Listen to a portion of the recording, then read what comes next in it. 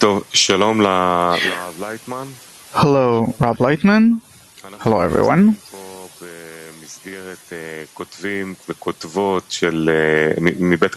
We got together writers from Kabbalah, and we would like to have our weekly talk, and we have several questions that we have prepared about current events and get answers so that with that we can go out and write about it and disseminate them. First of all, just to inform that since the corona crisis and since we have started publicizing our content, there's a lot of good response. Many people read this content, respond to it, understand us, like what we say, what we have to say from the public, from the general public. And it's very important to tell this to you because they're really grateful for everything that you're doing. So it was very important for me to let you know that people are really grateful for what you're doing. And we're talking about the 99 people, not necessarily from our circles. And the first question about Israel and... Wait. Do I have to record this, or is it... No, it's already recorded, and it's broadcasted, and it's going to go to the archive. So I'd like to ask about what's going on in Israel. If we thought that finally we'll unite here in Israel, and maybe the corona will come and force us to come together and to do things together like it usually happens at times of distress, we see that everything is actually becoming more politicized. There are fights between camps, and there are even those that talk about world conspirations. I'm not expecting for a political answer from you, but from the point of view of Kabbalah, when will we reach unity? We are last in line. According to our desire, we are the last to want unity.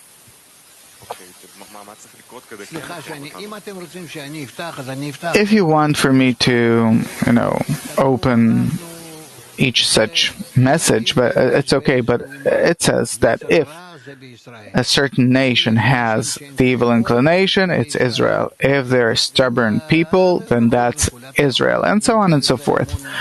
And you can find plenty of supporting writings about it and the Torah, what Kabbalists say. We are the most difficult people, least prepared for connection, unity, and so on. If you look at the Israeli government, then again, I'm not asking politically wise, but if you look at the Israeli government, you expect them in times of crisis to get together, unite, and you see that, no, it's not connection. They're simply capable. They're capable of being organized this way because they're used to times of war, and not because they can connect. Getting quickly organized in times of danger, yes, because we're ready, set for it. And we're experienced in this. Okay, next question. Meaning, it doesn't say that we are headed toward connection in any way, in any section, in any cut of the population of our society. Please. Next question. Italy admits that the number of people that have been infected is 10 times larger than the actual numbers, and it's going to continue until the next winter, and that it's very contagious. It's much quicker than we think. What do you think about all these things? I know that this virus makes no selection, doesn't distinguish between these and those, but that really It's a virus. And therefore, we will see what population keeps itself, protects itself, and what doesn't. This is all in all what it's about. From what I understand, according to how the Americans, according to what they're doing and what the Chinese people did, then we will see where are we between the Chinese and the Italians, all in all. Our situation, I wouldn't say that it's bad, but it's not that good either. We don't know how to correctly guard ourselves, keep ourselves, protect ourselves from the virus. Do you also look into the future and see a grim forecast that we're headed towards something bad? I can't say, but according to the behavior of certain populations, I see both among the ultra-Orthodox Jews and also the secular Jews, among these and among those, I see that there are big, large groups that really are putting themselves in danger for nothing. How is it possible to prevent this, to stop this? It is impossible. I don't see that a country, a government, the government has a strong body that can explain these things, that has authority, like educators, for example. Like educators in some groups, that you have children that don't listen, that can't. So you have different educators that come to them with a stick, with punishments, with different things, and then they arrange these things.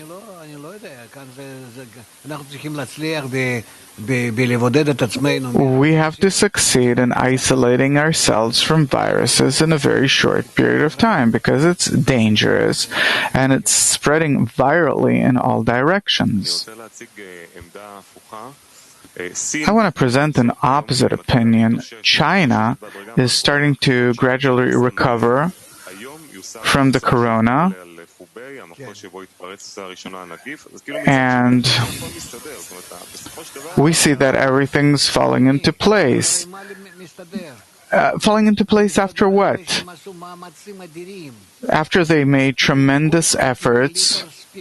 If each got 1 liter of spirit, of clean, pure alcohol, and anyone who came out into the street and cleaned himself, and you have no idea what's going on. Chinese people are Chinese people. Also in Germany, eventually, things are going to be okay in certain populations. And there were also those that, it's going to be like here in Israel. No, the Chinese, they're making it because they're obedient. So you're saying that the secret is obedience and keeping the laws? Yes, and only. Norma, would you like to ask? What stands in the way of people, the greatest concern is that they don't exactly know when is it going to end. It doesn't matter. It doesn't matter.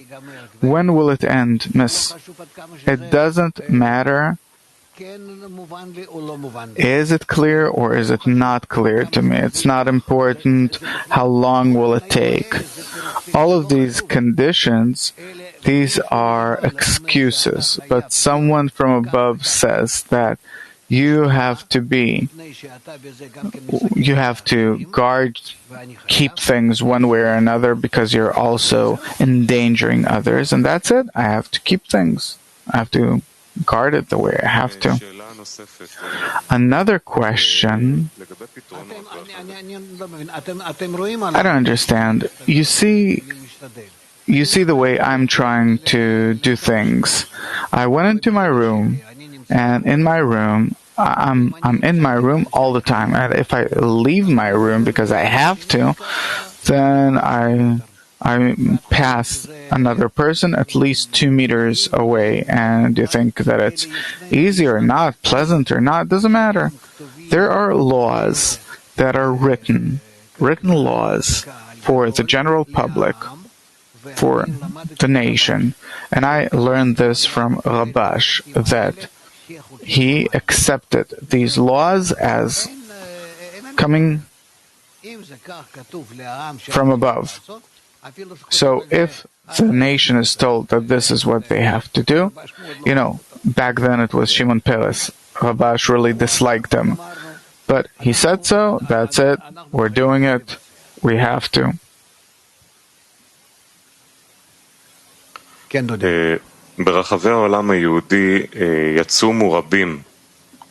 the Jewish world, many came out in fest in order to chase the corona away. Can this bring change? Look, there are many actions in the world that people can do that have nothing to do with spirituality. But once many people are starting to use it, then it has a certain spiritual force. Small, tiny. But still, there is, because many people want and believe and get organized accordingly. By this, they can't really change things, but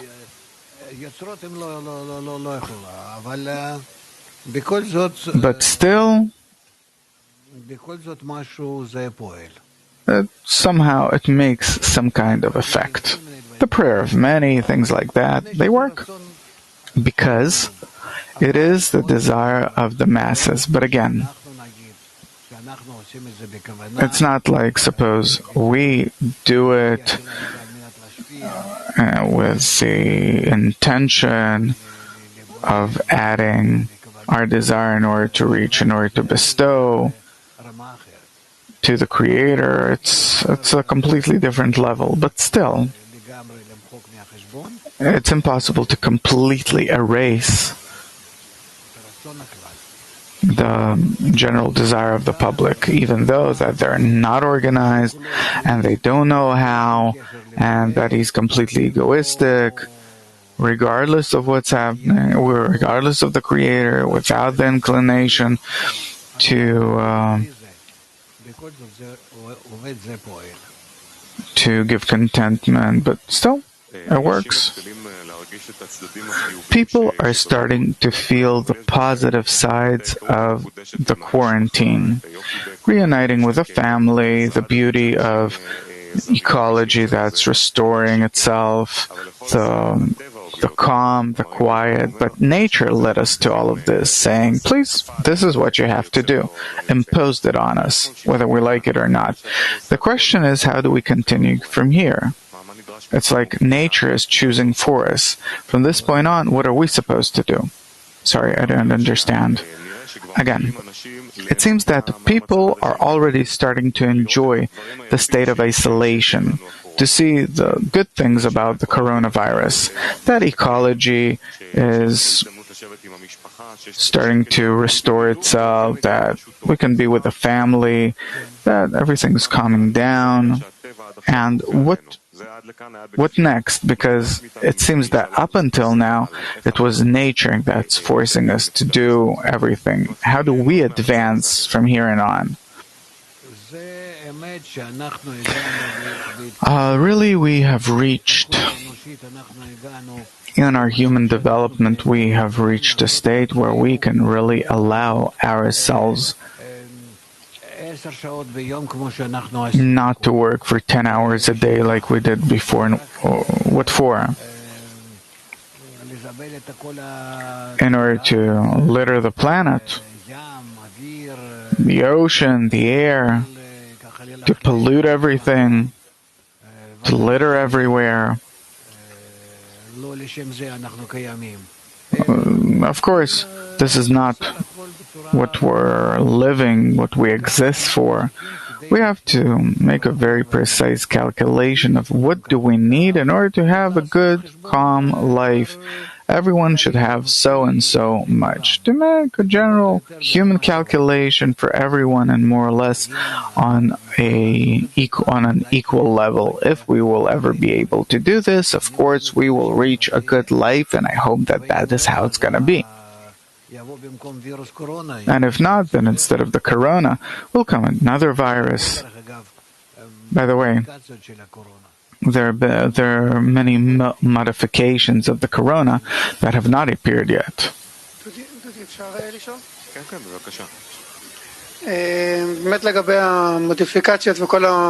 About the modifications of the corona and so on, we see that it's changing very rapidly. There's research held in Iceland that's talking about more than 30 mutations. They found in the same person 2 mutations of the same virus, each with a different level of violence. Meaning people are really starting to understand that this virus is here to stay. Yeah. It will stay with us, and we will suffer from it. Now, Norma and I, we had a talk with friends from Italy and Spain in order to get an impression of what's going on there, being in quarantine and so on. And if you go out, you're really afraid of being infected. And there, the rate of death is far higher than here in Israel. And they're very hard feelings. People, on the one hand, live in fear of going out. And on the other hand, staying at home makes things claustrophobic. Families feel pressured, don't know how to cope, how to deal with this long stay at home. People that aren't too mentally stable can really go crazy.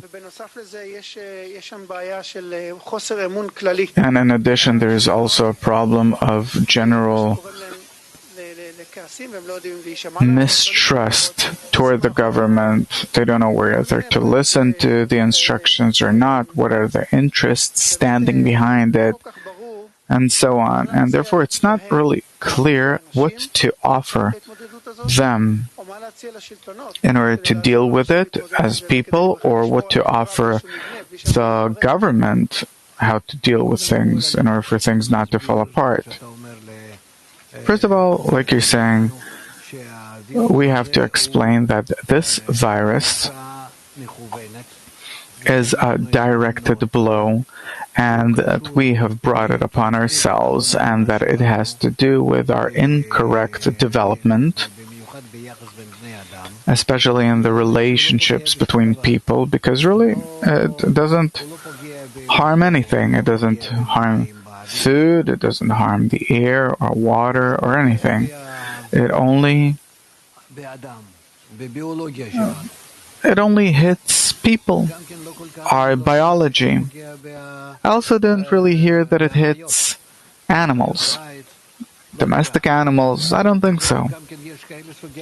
Maybe also there are such types of people that it hits them less, hits them more. This is something that we have to find out. It's not that important, but this virus is with us. We have to understand.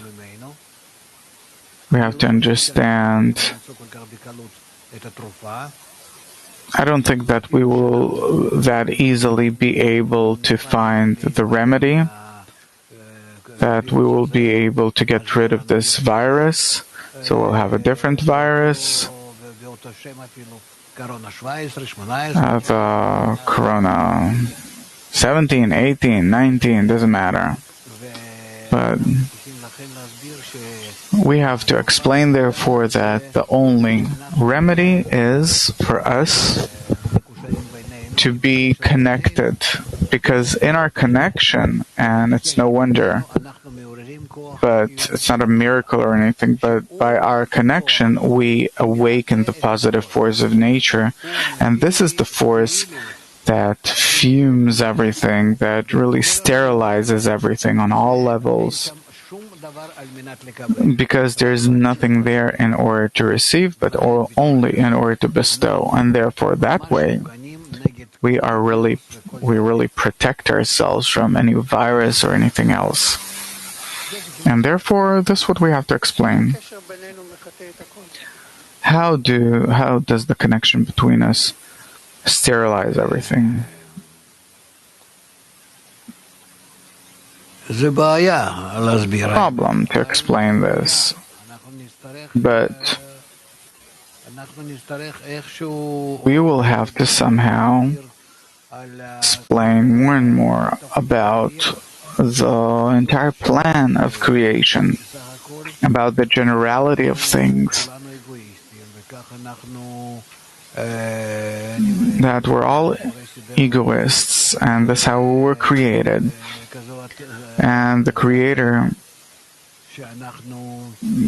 gave us this kind of nature, that precisely above it will we be able to connect with each other, and then all of us will have a different, better life. And if not, then the general force of nature will teach us in a bad way, through suffering. Let's see how we behave, what's missing, and so on. Our problem is that we are not relating any control, any thought, any desire to nature, any plan. And we think that, you can do whatever you want. We're the only smart ones. And if we'll think differently, that it's not we that are the smart ones, but it's nature that's smart, that it has created us, and not we that have created ourselves and it. Therefore, we have no choice, but we have to accept nature as something superior, as the superior, and see what is the demand of us in nature, which is the superior and general, and we exist in it. We have to keep its law, and its law is connection between all of its parts, like cells in a body. And it's an integral law that determines what we have to do. If we keep this general law, things are going to be good. If we don't, it won't. Our entire problem is that, like little children, we want to exclude ourselves from the system of nature, and immediately we're harmed. I'm asking around part of the Israelite project. At the time, we're really protecting our grandparents and in general the elderly people, meaning that they stopped visiting their grandchildren, seeing their, giving, cooking, making, helping, and it all stopped and it kind of makes them depressed. So what can we do? What can we tell them? It's true. Even more than what they want to give to their grandchildren and grandgrandchildren.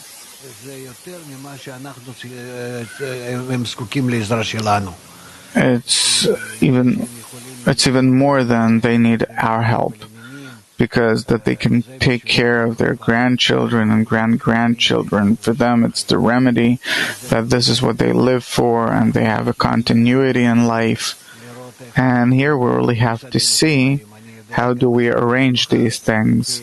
I know also in my family, because my grandchildren, they can walk around practically everywhere. But it also has to do with this specific virus. Now there are different modifications. We don't know. Will it be the same to our children?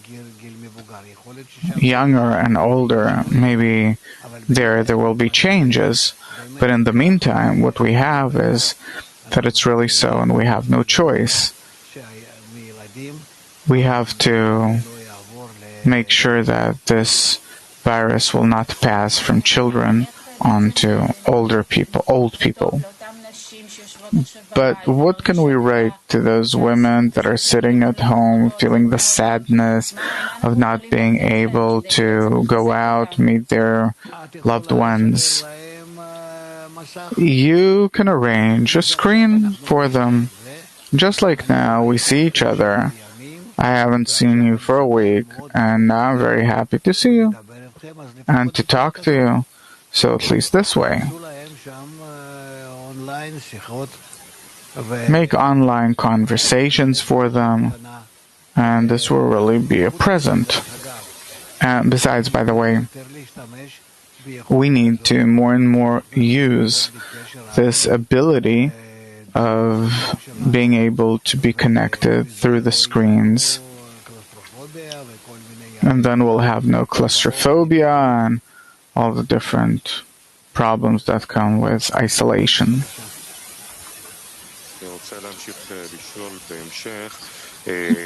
I'd like to ask, it's very clear that the upcoming Pesach Eve we're going to have at home. All of Israel are going to sit at home. It's no longer called Leila Seder, Passover Eve, but Leila Seger, the isolation evening.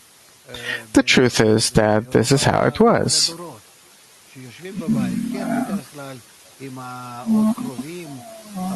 In the past, this is how it was, that you used to sit at home with your relatives, but in general, yeah, by principle, it's with your family.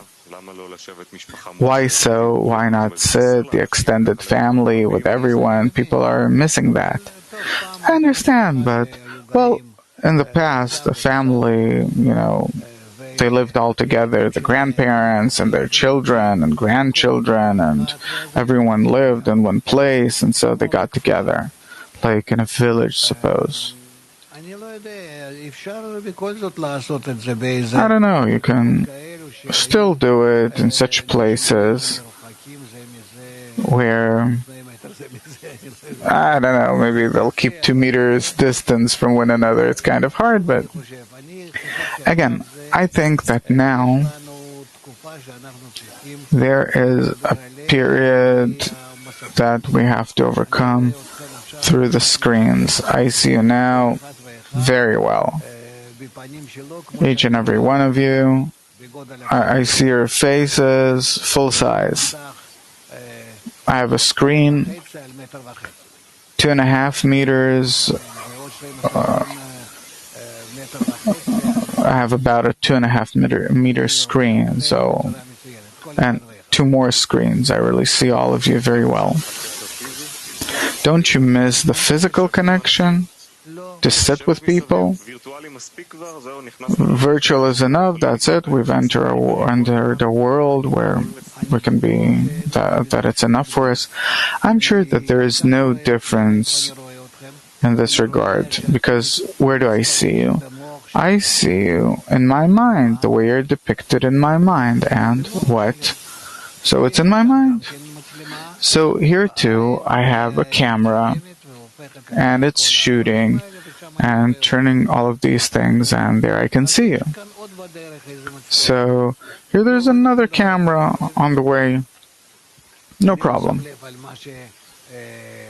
I'm not paying attention to the external form.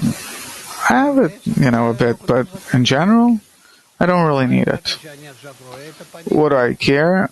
That I can see your face now or not? There's no difference between the physical and the virtual? No. You don't even need virtual. It's something that you gradually come to. We gradually come to what? Like Rabash writes, that my friends are standing in my heart. And then, excellent. May it be so. When you're saying my friends are standing in my heart, what I'll see, like I see this screen now with the faces, I'll feel it inside myself? I feel them inside myself. Why do I have to see them? A mother also feels her child when he's not next to her, but she does want him next to her to hug him. That's something else. To hug, to feel, that's a mother. That he came out of her, that she gave birth to him. She always has a kind of frustration that he's not inside of her. That's something else. Something corporeal, I'd say on the animal level. But for us, there's no need to be, like Rabash says, even thousands of miles separating between us. I don't feel that they separate us. So I feel them inside of myself, and I myself remain isolated in quarantine. You don't feel that you're isolated. You don't feel that you're isolated. You are as you are. Still, there is an interaction between people that, no, Dudi, it's all for the time, for now. You'll get used to this, and you'll see that you won't, this is something that you will not be lacking, being in the same place.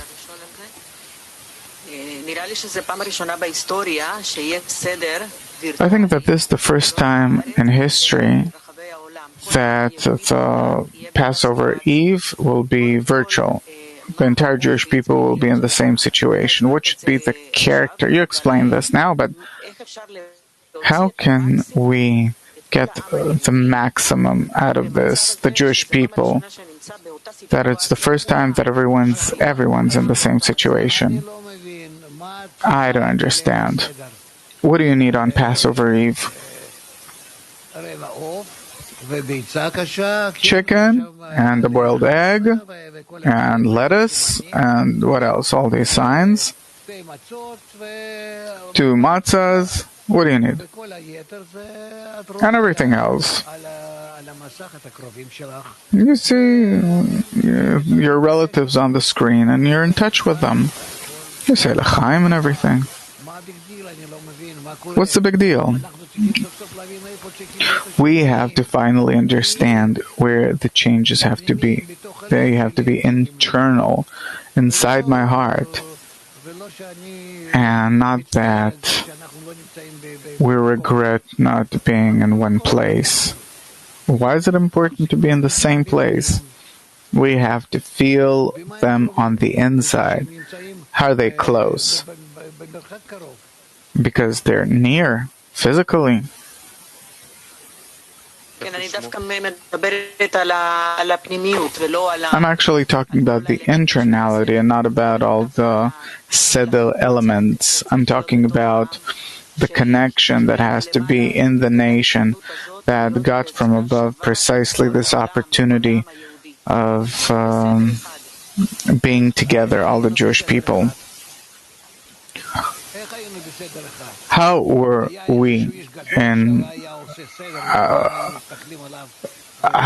all in one seder? There was some person that made the seder for everyone, that hosted this event for everyone. Everyone sat at one table. What? I don't understand. Let's go together with all of these changes and feel that what the corona presents us with, it presents it correctly.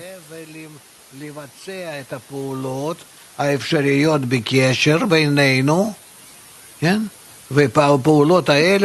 that these actions to be actions of connection, despite the way in which this virus disconnects us corporeally, and forces us to be more spiritually connected. There are many questions here that still it's unclear how to keep the connection in a virtual state, how to feel them on the inside. I want for you to feel me in your heart. I'm standing inside your heart, and you're standing inside my heart. And this way we feel that not only that we're close, but that we are as one, as one, not two. If it won't help, then the corona will come in a more sophisticated modification, and it will teach us how to do it, I promise you. Okay, I don't want for that to happen. Why not? I'll be really happy about it. I'll be very happy. The more, the better. Let's go through all of these blows and escape from Egypt. How do we compensate how do we bridge the gap? I still feel that you're sitting somewhere and I'm sitting someplace and we're talking through the internet. I want to feel this in my heart. No, it's a technical habit. Either you hear through your ear or through your earphone. What's the difference? No difference. You really have technical complaints that there's nothing to say about this or talk about. Let's stop arguing, bow our head toward the coronavirus. Let's say that this comes from above in order for us to let go of all of these corporeal things, and instead of that, bring spiritual things that will be closer, that will better feel each other. We can shift to a level where we are all as one. What's the point in seeing you a few meters away, sitting at the same table? I'll feel you on the inside. That's more important. That's more real. As one man and one heart.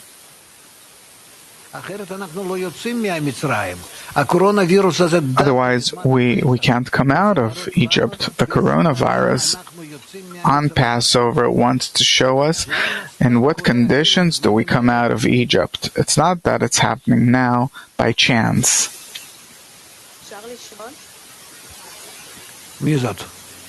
Shelly. No. Can I ask? Who is it? Shelly. Okay. The virtual connection is creating some kind of more sterile connection, something cleaner, less threatening. The question is how to use this new feeling in order to really deepen the inner connection, as if to transcend this feeling due to the virtual connection. This is on condition that we really want to come closer to each other. It's as if the virus is coming and saying, move away from each other. Meaning what? The virus is saying, I'm erasing from you the distance of hate. Now, instead of this, bring a connection of love, of connection, of mutual consideration. Look what it does. It's a wonder. It's a trustworthy friend. It's the Creator is sending this to us out of love. הלאה. אביהו, אתה תעלה? לשאול? נו. כן, אני רציתי לשאול איך מפצים על האנשים...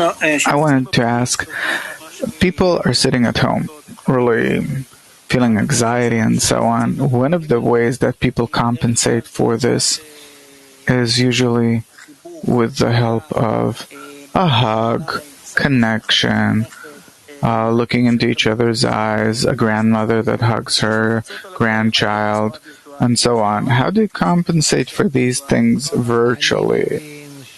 I understand that the connection between us is a bodily connection, a primitive kind of connection, that if I touch something like a little child, it means that I've touched it, I've acquired, absorbed it. We have to stop with all of these things and move to a more spiritual kind of connection, according to equivalence of form, equivalence of qualities. This is what's supposed to be. And so let's explain this to ourselves and also explain this to our readers, to the entire population, that this coronavirus is very smart, that it is limiting our corporeal connection, bodily connection, in order for us to shift to a more inner kind of connection, not corporeal, but emotional, more emotional, even spiritual. This is what we need. And Corona, this is what it forces us to do. I'm really grateful to this blow. I see it as a remedy and not as a blow. Like he says in the article, that it is a remedy and not a blow. About the spiritual connection, I think that this is something that we are able to deal with and that we're doing it pretty well. But a grandma and her grandchild, what connection can there be between them? They're used to hugging each other. What would they do now?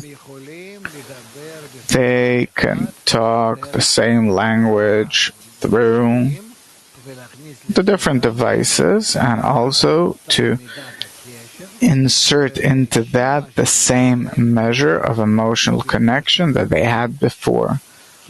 Bodily connecting and the bodily connection. It is possible.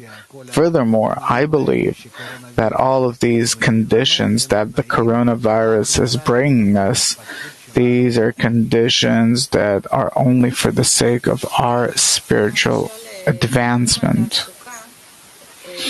About employment, what we see now on the net is that plenty of people, they are either trying to sell things online, to, really go online, start working through the net, or they're waiting for the day that everything will come to an end, that they can go back to their normal work, something that they can't do now. And you're talking about a change that it's not sure that people will go back to their normal work. Do they have to prepare themselves? What are we preparing ourselves for? Different kind of? Not we, miss, not we, but you and the others. You have to teach them that life will not go back to how it was. It will not go back to how it was. First of all, the changes, there will be more and more changes. It won't end from 1 week to the next.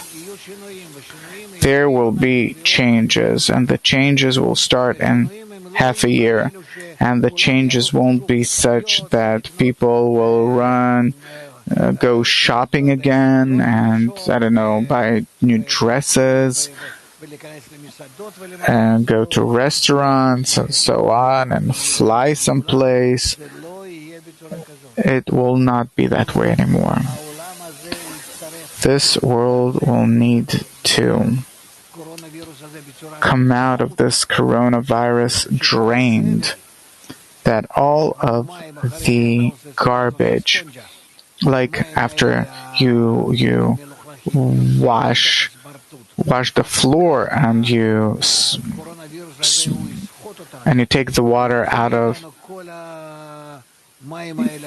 you squeeze out the dirty water. The very same way the coronavirus will squeeze all those turbid things out of us, and we will be able to start a new life, continue with a new life. If not, then I promise you a new modification of the virus, which will be worse and worse. In the meantime, this is the lightest possible thing. And I am warning you that the problem is you. You have to explain to mankind what's going on. And if you will not be able to explain, then you will suffer more than everyone else. Not that it will come to the elderly and so on, but it will come to us. Like Bala Sulam says, that it starts with the best ones, because the best ones, they are the ones that were supposed to do this, and they didn't. And so all the problems come to them. So nature shoots the messenger? Nature, of course, relates to everyone in a certain way. Of course. If you are responsible for passing this knowledge to millions of people and you didn't do it, why should they suffer? First of all, you should suffer in order to learn how to pass this method on to them, to teach them, to give them an example, set an example. How can I measure that I did what I had to do? This is your work. You simply have to know that this is how you are, that nature will have to teach you, and it has means of its own. Chaim.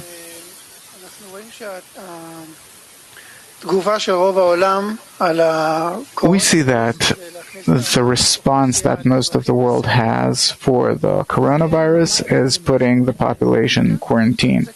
Yeah, what can they do? This is the situation that nature put us in.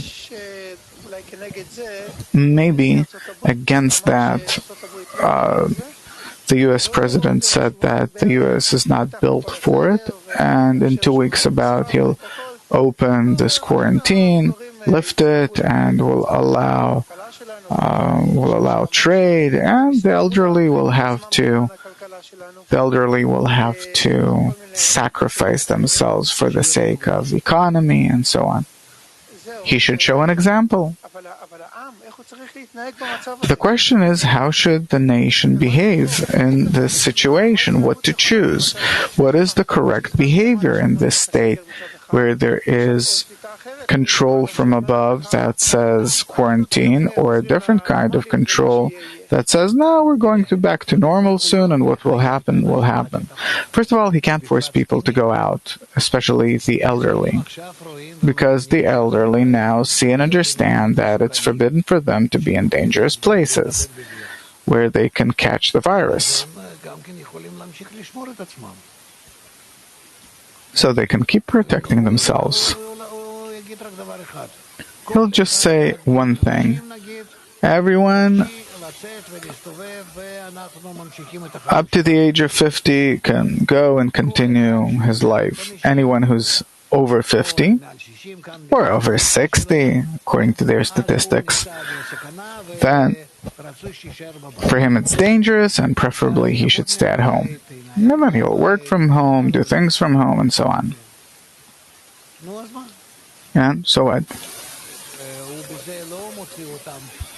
By this, he doesn't push them into danger. He only allows the others that aren't exactly related to the danger of the virus to go out and work and do what they have to. I'm not sure that they'll do rash things there. No, well, that's what he says. Trump has lots of experience appearing on TV, in the movies, in business. He knows how to do the job. I trust his cunningness. Norma. To continue Chaim's question, the approach of the U.S. government is that maybe the remedy is worse than the disease itself. If, shutting off the entire economy. And also on the news, I saw people asking, will it not cause greater harm to shut the economy completely off? And also depression and suicide. And the question is, someone that's sitting at home, how to really understand what's the right thing to do. Understand that life is the most important thing, so why is it not clear to people? Look, again, he's not forcing people to go out. He's only saying, and I think that it will be restricted by age, that up to the age of 50 or 60 you can go out, and usually we don't see any special danger in this regard, whereas above the age of 60 it's forbidden. We do not recommend to go out. And that's how it's going to be. And then everyone will go to their offices and things, and those that are really old should sit at home. So what? Nothing will happen. They can't yield the virus this way. You're asking as if it's possible to influence the virus this way. This way you can only influence the population. He wants to bring a part of the population that's not so problematic in relation to this virus. He wants to bring them back to their places of work. And then, of course, the elderly, they will have to protect themselves better. So, some will die. The question is, if in such a case, should society have special services for those people that are sitting at home, open special supermarkets for them, or I'm not getting into all of these little things. Sure, we have to take care of these things have to be taken care of, and we won't start arguing about what's good, what's not, and what has to be done, of course. But these are little things that we will solve along the way. Anyone wants to ask?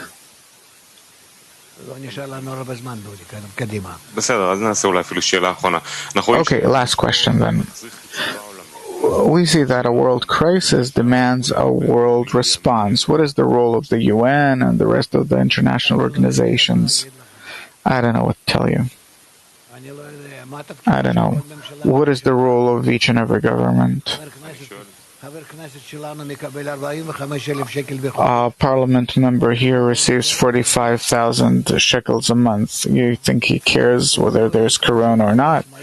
He's not concerned like that tiny self-employed person who had a kiosk or something, and now he's left without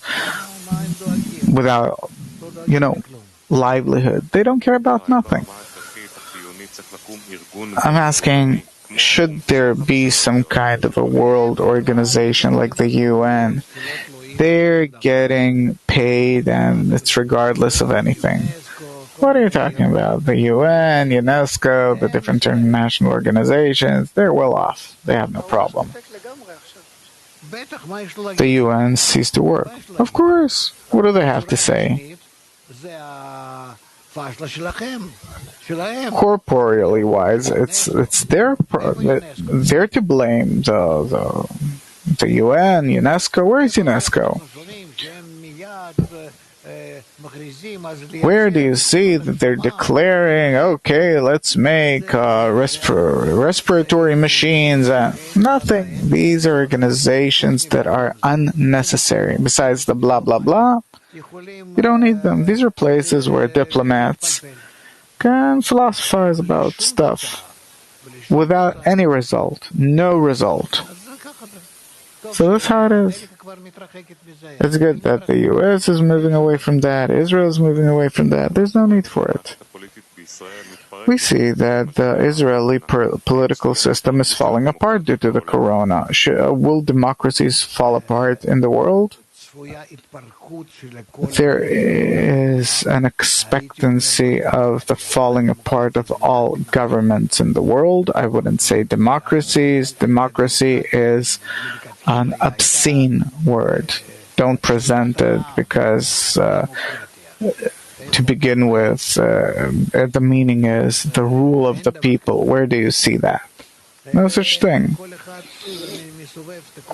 But everyone twists and turns all of these definitions in whatever direction that they feel convenient about. I really hope that the entire world will reach its collapse, I'll only be happy about it. I'll raise a big l'chaim for the general tomb of all of those governments and laws and democracies that brought mankind to what they brought mankind to, and the destruction that they brought the planet to. And I really hope that we will be able to continue building a different kind of life, a good life.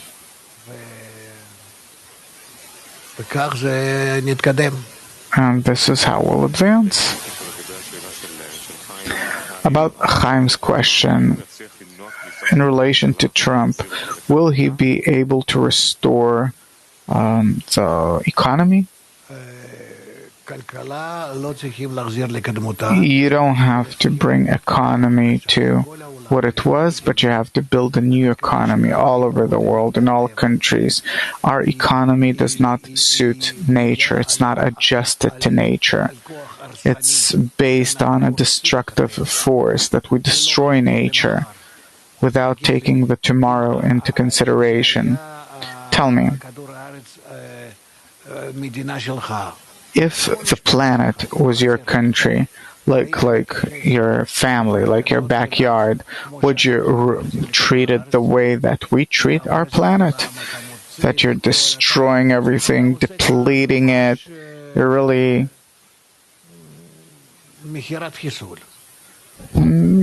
having a garage sale here. This is what you're doing with the planet.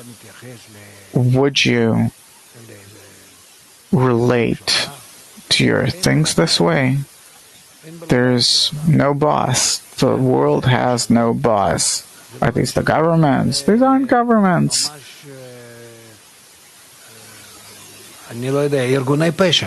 These are really criminal organizations, I'd say, the way they treat the planet.